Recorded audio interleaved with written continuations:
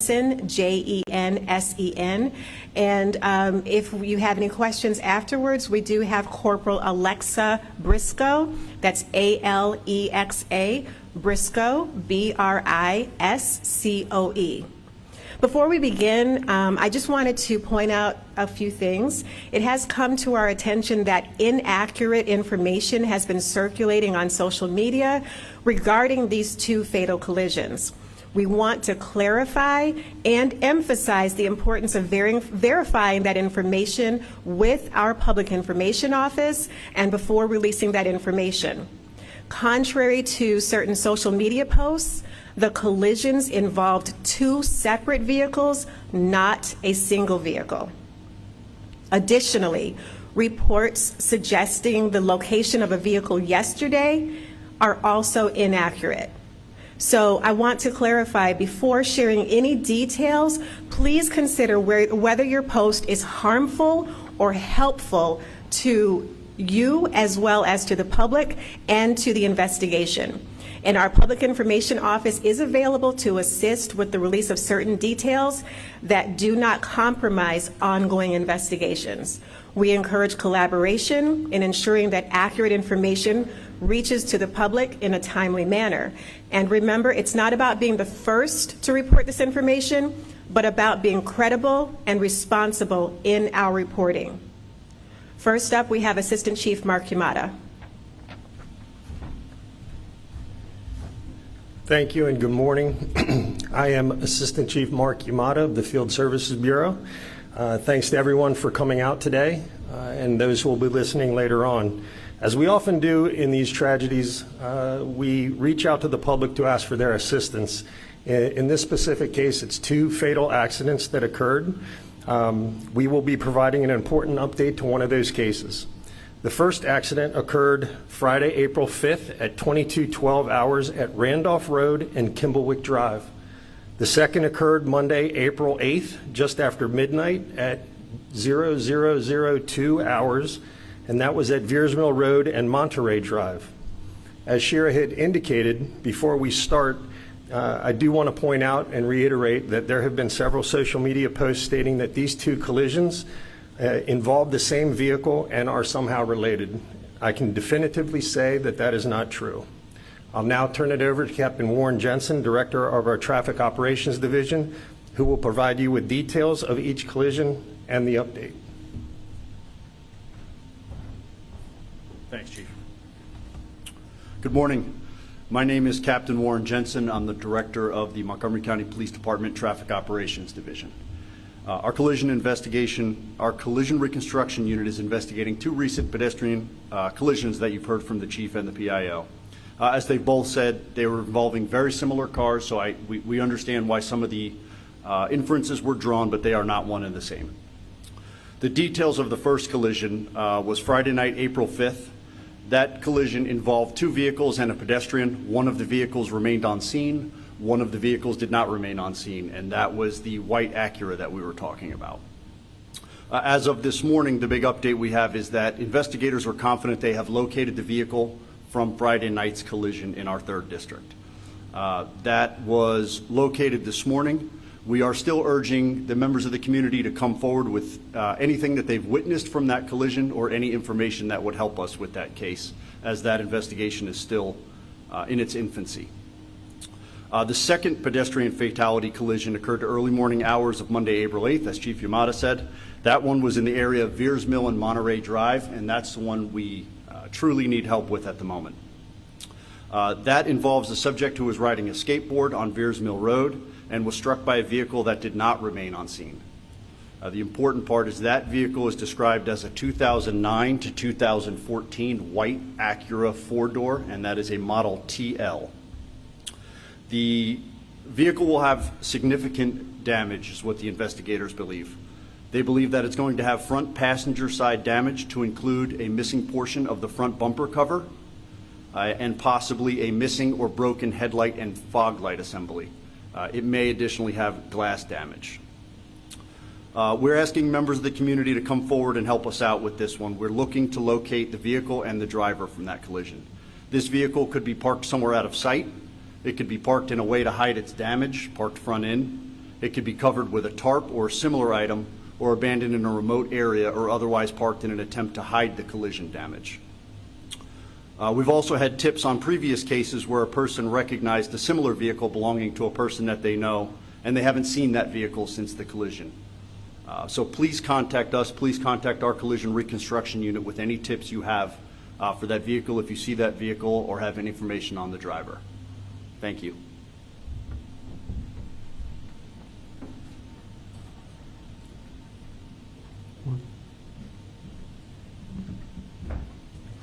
We're going to open it up for questions, so we'll take about 5 minutes for questions. We do have Corporal Briscoe, if you could come up as well. Officer Cortez has the microphone, so if you wanted to make sure that you can be heard in the audio. Thanks, Carlos. Just a quick question. I know you said for the second car, it's an Acura TL. You know what the model is for the first car? We believe they're both accurate TLs in the same year range. Okay, I got you. And then for the victims' families, can you tell us what that's been like? Because I know that they're kind of processing this loss. So what can you tell us about that information in terms of the family and how they're doing? Yeah, not much at this point as far as the victim families. Again, we're very early in investigation. Obviously, these are both horrible tragedies. It has to be absolutely horrendous for the families. And like I said, I'm sure they're still doing a lot of processing, so we're not going to pass on any information as far as how they're processing it. I got you. What about the victims? You have age range or what you know about the victims, who they are? Yep. I believe these were covered in an earlier press release, and I apologize, but just got to shuffle some papers. Looks like 52-year-old Ronaldo Franzis of Silver Spring. That's right. And then the other one looks like Jaquez Price, 26-year-old. That's correct. Yep, you have them both. Okay. All right. Perfect. Appreciate it. Sure. Yeah, do you have the release? I'm sorry. And I do have it right here. Okay. Okay, so I'm just going to pull up the information from the news release so you guys can have that.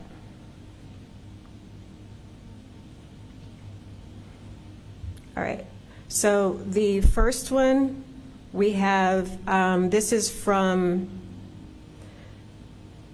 Monday, April 8th.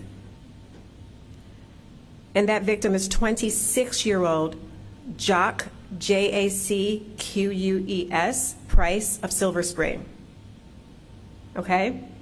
And that was from Monday's collision. And the one from Friday,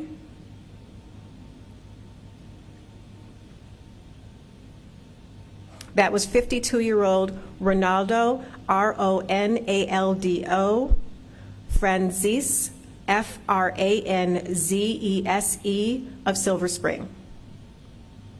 Okay?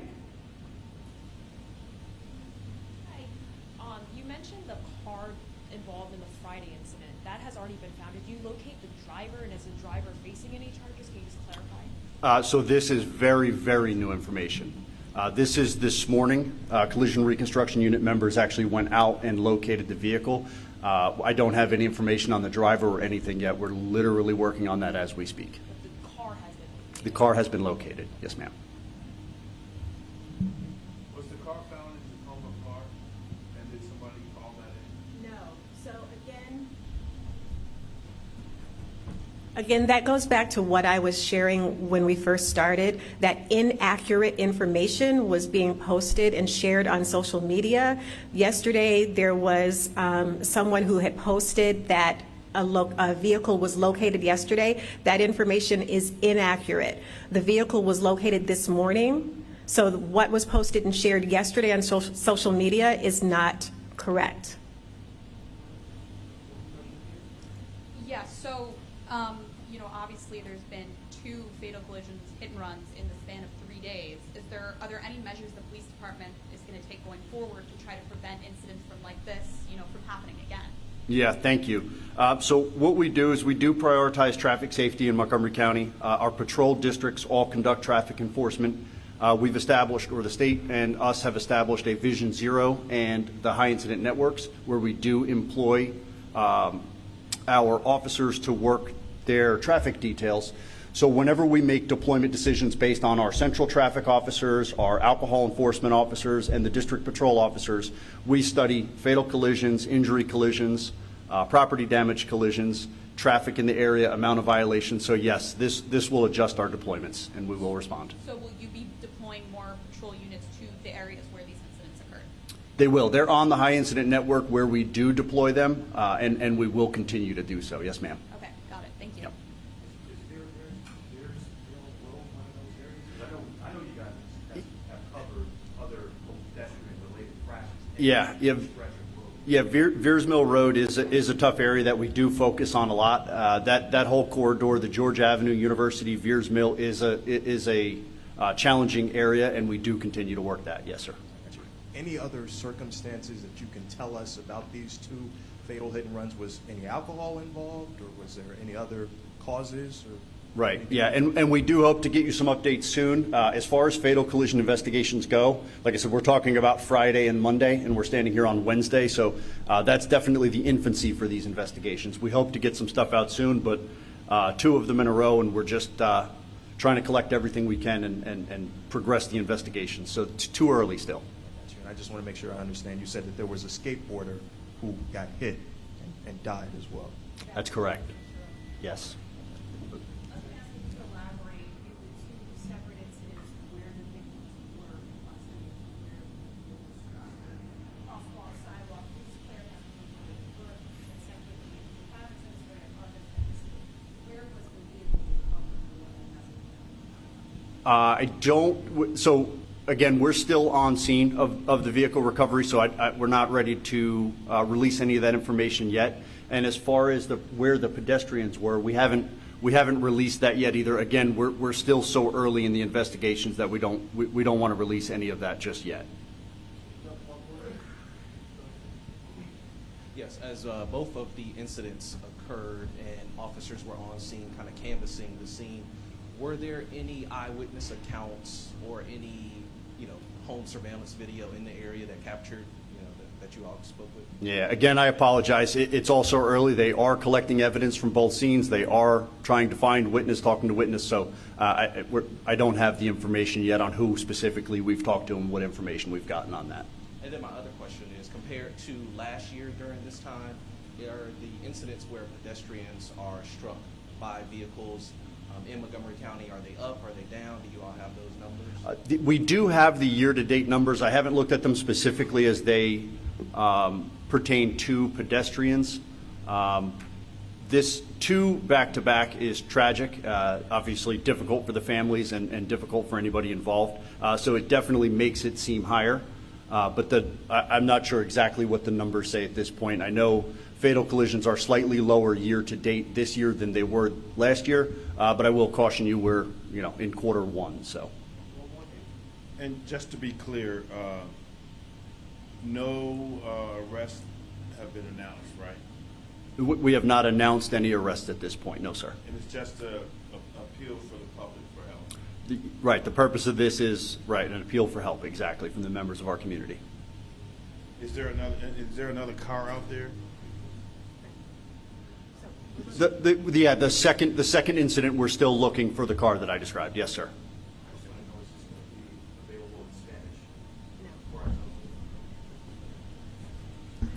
So if you're looking to have Officer Cortez talk with you separately, he can talk with you separately. Yeah, we can have him talk with you in Spanish separately. So again, we're looking for one more vehicle. We have recovered one vehicle. We're looking for the second vehicle. We have distributed photos of what that vehicle may look like. That is not the actual vehicle. But again, we are asking that if anyone has seen this vehicle to contact our collision reconstruction unit, and that number? 240-773-6620. Thank you. Thank you.